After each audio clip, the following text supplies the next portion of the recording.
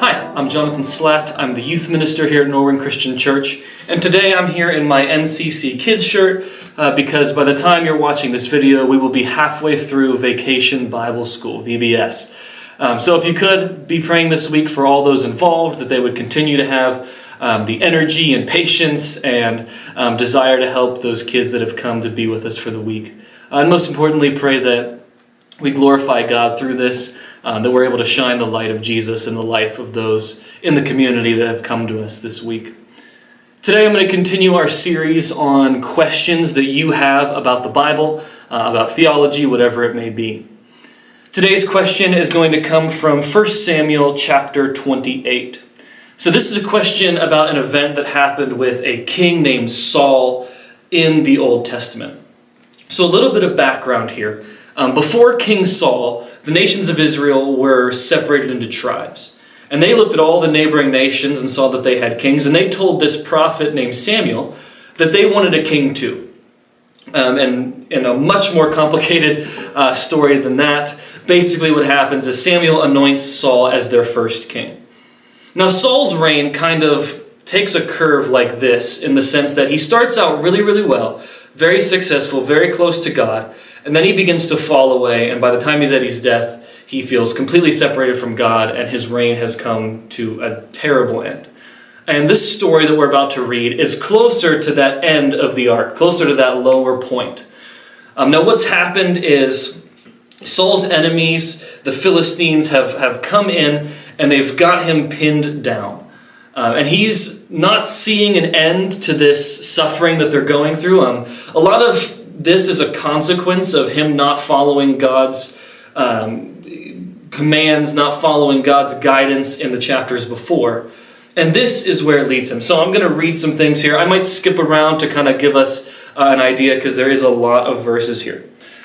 So again, we're in 1 Samuel chapter 28. It says, "In those days the Philistines gathered their forces to fight against Israel."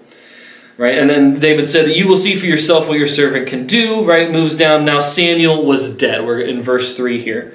Samuel was dead, and all Israel mourned for him and buried him in his own town of Ramah.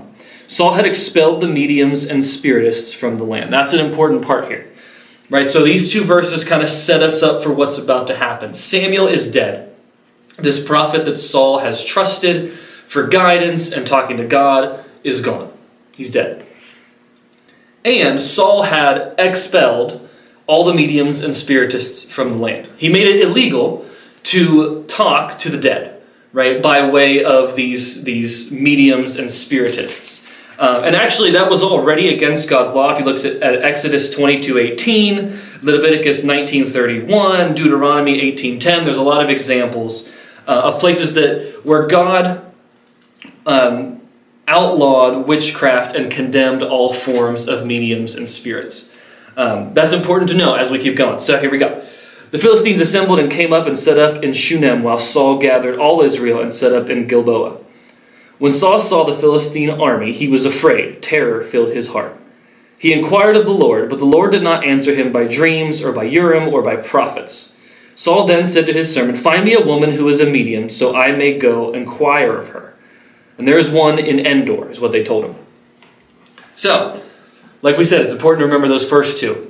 Saul's go-to guy is dead, and he's outlawed anybody else that has this like spiritual connection to the dead. So Saul goes to his people, he goes to the Lord, and he looks for guidance from God. But God says, listen, I gave you guidance. Well, he doesn't say this, God doesn't talk to him, but the idea here, right, is that God gave him guidance, and he didn't listen to it, which is why he's in this situation in the first place. He's facing the consequence of his own disobedience to God.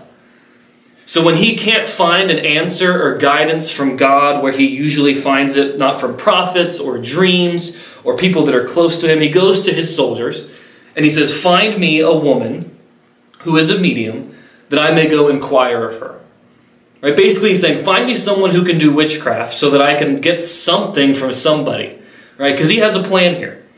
And they're able to locate her. Now remember, Saul had already made these practices illegal in the land. So this shows how desperate he is, that he's willing to go against his own laws to find a way out of this situation. Right? So he disguised himself, starting in verse 8. He put on other clothes, And at night, he and 2 men went to this woman, right? He wants her to consult a spirit for them. And she says, surely you know that she doesn't recognize that it's Saul. She says, surely you know what Saul has done. He's cut off the mediums and spiritists from the land. Why have you set a trap for me in my life to bring about my death? And Saul, knowing that he wasn't going to punish her because he's the king, he said, he said, as surely as the Lord lives, you will not be punished for this. So ironically, he's swearing on the word of the Lord as he's breaking the word of the Lord. But that's neither here nor there. So he says, when the woman saw Samuel, right, she cried out at the top of her voice and says, why have you deceived me? You are Saul.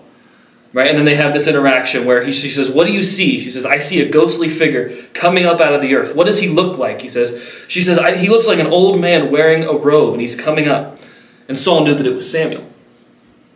So it's this weird picture here, right, of this medium that supposedly brings Samuel back to life and allows Saul to communicate with him. So a lot of the questions are coming from this part. Was this a spirit that was impersonating Samuel? Was this actually Samuel physically raised up from the dead? Well, I don't have real good concrete answers for this, but I'm going to go by what we can figure out in Scripture, because this is what we know is true. And just based on the language that's used, it seems like this woman is able to see Samuel, right? Saul doesn't seem to be able to see her because he's asking what she sees. However, Saul seems to be able to hear Samuel. Now, whatever this looks like physically, it seems to be that the medium can see a vision of Samuel, this ghostly figure coming towards her. And Saul is able to hear the voice, and this is what it says. Samuel said, why do you consult me now that the Lord has departed from you and become your enemy? The Lord has done what he predicted through me. The Lord has torn the kingdom out of your hands and given it to one of your neighbors, to David.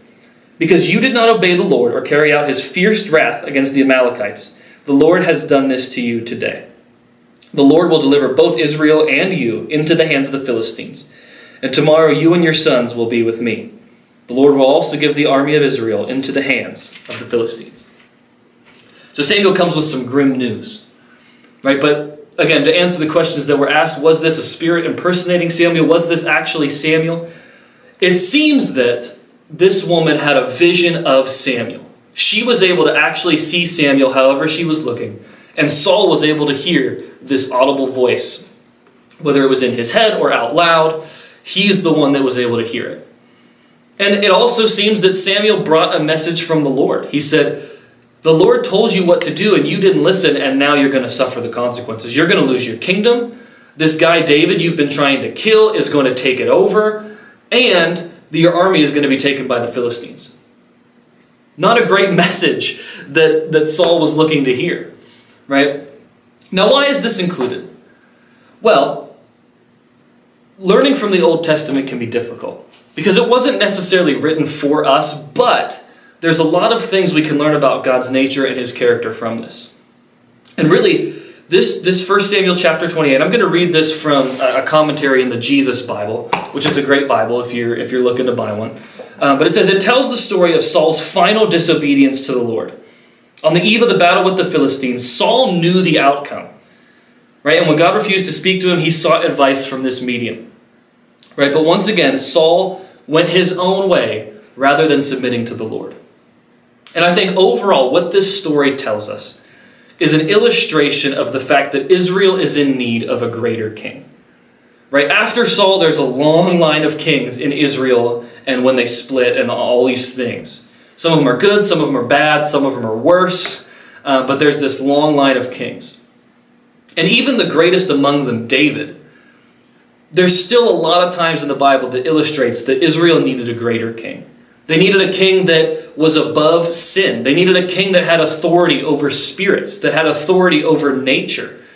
They needed a king that had authority over sin and death. And that king comes as Jesus. And we are in need of that king as well. So a challenge that I might give to you this week is to think about how you are in relation to Saul. Do you act like Saul? Do you try to be the ruler of your own life and decide what's right and wrong for yourself? Or will you allow Jesus to be the ruler of your life? Will you allow Jesus to guide you in what is right and what is wrong? Will you completely rely on Him for guidance in your life? That's the question I want you to ask yourself this week. We hope you'll join us on Sunday to keep our series going on the names of God. Hopefully you can tie some of this in. But thank you for watching. Remember to pray for VBS, and we hope to see you on Sunday. Thanks.